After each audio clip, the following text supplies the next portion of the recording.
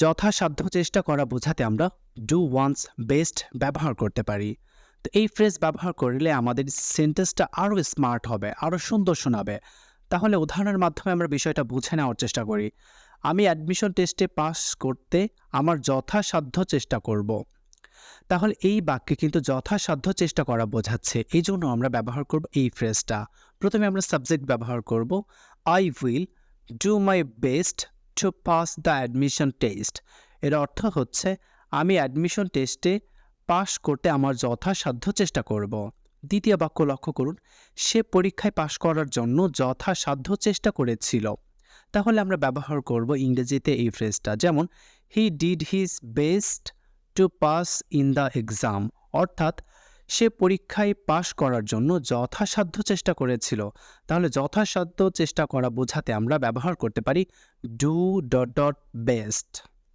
একদিন পর পর দিয়ে ইংরেজিতে আমাদের মনের ভাষা প্রকাশ করতে হলে আমরা এই ফ্রেজটা ব্যবহার করব, এভরি আদার ডে অথবা এভরি অল্টারনেটিভ ডে। উদাহরণের মাধ্যমে বিষয়টা আমরা বুঝে নেওয়ার চেষ্টা করি।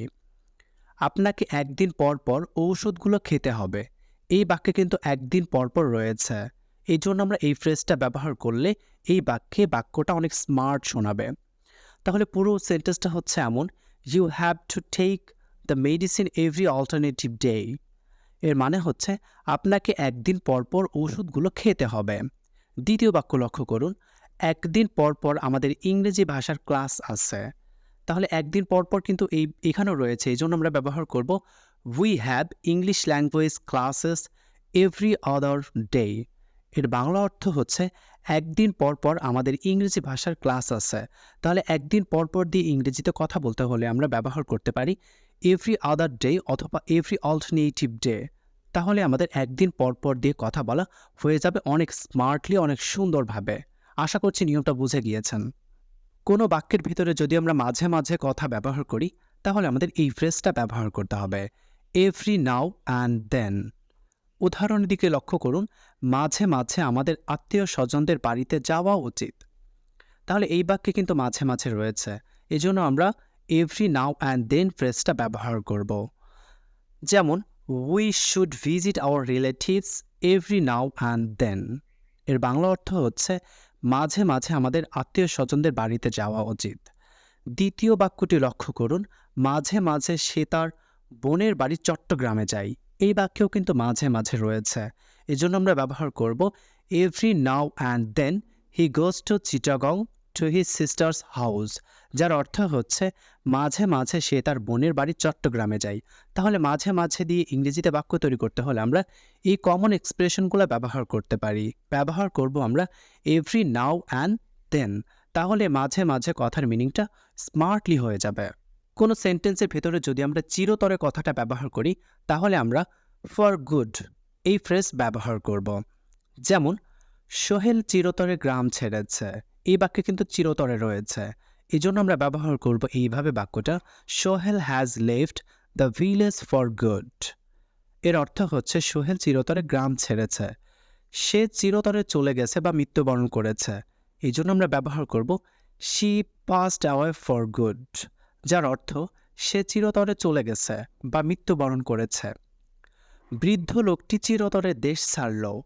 এই বাক্য কিন্তু চিরতরে রয়েছে, এই জন্য আমরা ব্যবহার করব ফর গুড। অর্থাৎ বাক্যটি হবে এমন, the old man left the country for good.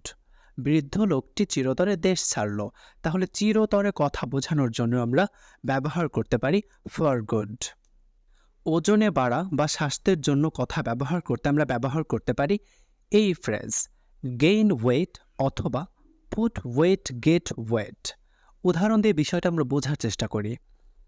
Rahim sir দিন দিন মোটা হয়ে যাচ্ছেন। এই বাক্যে কিন্তু মোটা হওয়া বা ওজনে বাড়া বিষয়টা উঠে আসছে, এই জন্য আমরা ব্যবহার করব গেইন ওয়েট অথবা পুট ওয়েট গেট ওয়েট, অথবা আমরা গেইনের সাথে আইএনজি যুক্ত করতে পারি। যেমন Rahim sir is gaining weight day by day. অর্থাৎ রহিম স্যার দিন দিন মোটা হয়ে যাচ্ছেন। এর পরের বাক্য লক্ষ্য করুন, সে ইতিমধ্যে মোটা হয়ে গেছে। He has already put weight. He has already put weight, সে ইতিমধ্যে মোটা হয়ে গেছে। তুমি একটু একটু করে মোটা হয়ে যাচ্ছ। তাহলে আমরা ব্যবহার করব এইভাবে, you are gaining weight bit by bit. তাহলে মোটা হওয়া বা স্বাস্থ্যের জন্য স্বাস্থ্য বাড়া এমন কোনো কথা বলতে আমরা ব্যবহার করতে পারি গেইন ওয়েট অথবা পুট ওয়েট, গেট ওয়েট। আমরা এই সকল ফ্রেজ ব্যবহার করতে পারি। আমরা টেন্স অনুযায়ী আমরা গেইনের সাথে আইএনজিও করতে পারি, বা আমরা ভার্বের যেই ফর্ম হবে অর্থ অনুসারে আমরা সেই ফর্ম করব। আশা করছি আজকের প্রত্যেকটা ফ্রেজ, প্রত্যেকটা টার্মই ভালোভাবে বুঝে গিয়েছেন এবং নিজের মতো করে প্র্যাকটিস করছেন। আগামী দিনের শুভকামনা জানিয়ে বিদায় নিচ্ছি আজকের মতো। দেখা হবে, কথা হবে আগামী পর্বে। খোদা হাফেজ।